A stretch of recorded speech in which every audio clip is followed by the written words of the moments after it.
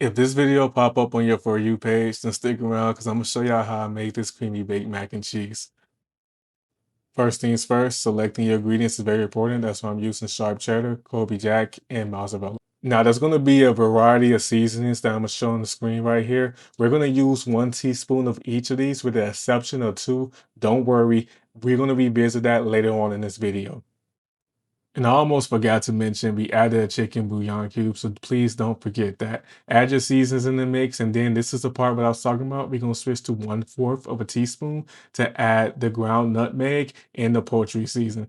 Now I know it sounds crazy, but stick with me.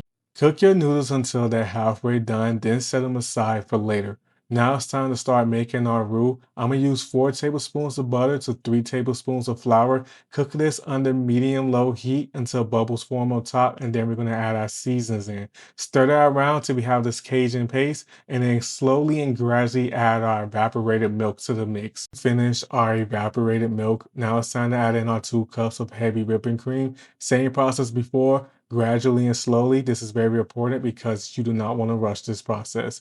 Add in our 4 ounces of whipped cream cheese to the mix and take a moment to admire the cheese that we shredded before adding in 3 handfuls of that into the mix. Before adding your noodles back to the pot, sprinkle a little bit of cheese, stir that around, and then begin adding our cheese sauce to the pot. Now it's time to start adding everything to our baking pan. And so we're going to just add in our noodles and then add our cheese sauce on top. Give it a stir around and then continue to do this until you got all of your cheese sauce out of the pan. Finish up by adding some more cheese on top of here. This should be pretty much the remainder of your cheese. We're going to cover every single square inch of this baking dish.